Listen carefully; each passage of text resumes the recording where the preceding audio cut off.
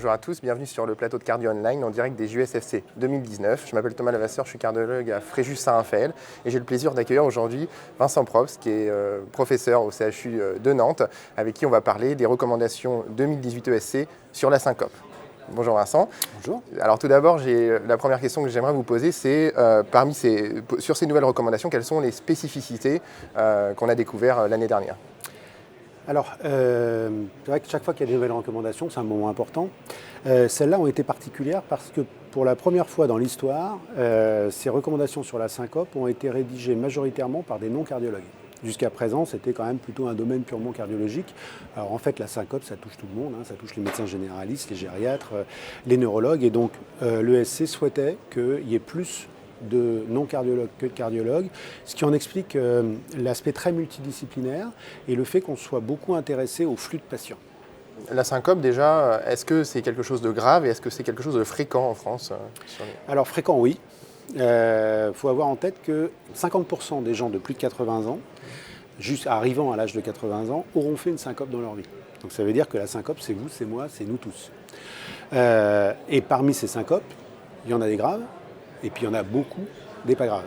Or, on sait que la syncope représente une cause très importante d'hospitalisation, c'est 2% des hospitalisations, donc qui a un coût de santé absolument faramineux.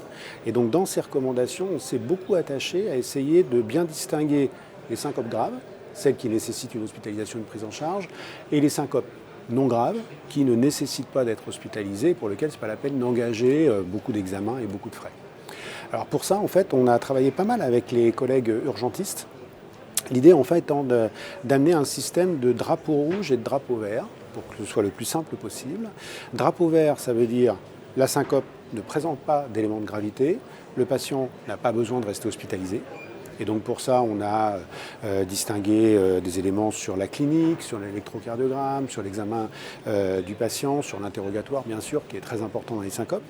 Et puis des drapeaux rouges, qui signifient que, attention, cette syncope est peut-être dangereuse, c'est peut-être effectivement une cause cardiaque et un risque de mort subite, et le patient nécessite de rester hospitalisé pour avoir un bilan complémentaire, pour être certain que, d'une part, il n'y ait pas de risque de mort subite, et que d'autre part, parce qu'on a aussi distingué ça, qui n'est pas forcément toujours l'idée qu'on a en tant que cardiologue, c'est cette syncope, c'est peut-être pas un trouble du rythme, mais compte tenu de la manière dont elle se passe, elle peut avoir des conséquences graves pour le patient, par exemple s'il est en train de conduire ou autre. Et donc on s'est vraiment appliqué à ça pour essayer de favoriser en fait la discussion entre les cardiologues et les urgentistes, qui est souvent une discussion complexe là-dessus, parce qu'on ne voit pas toujours les patients, enfin c'est souvent un peu compliqué.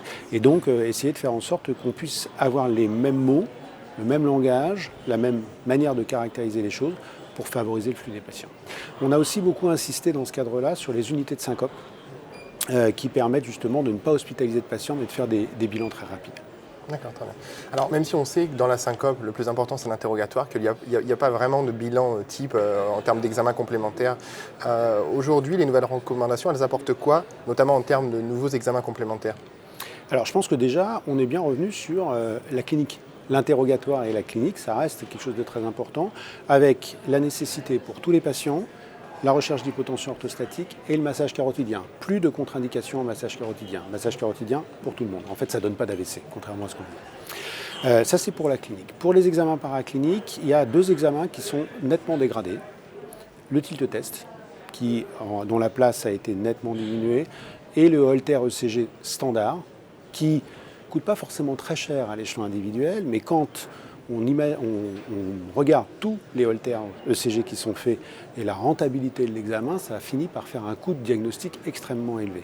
Donc en fait, on a dégradé de 1 en 2A les Holter de courte durée, et à l'inverse, on a renforcé le rôle des Holter de longue durée, implantables ou non implantables, qui en fait apportent beaucoup plus d'informations et qui sont beaucoup plus rentables pour faire le diagnostic chez les patients.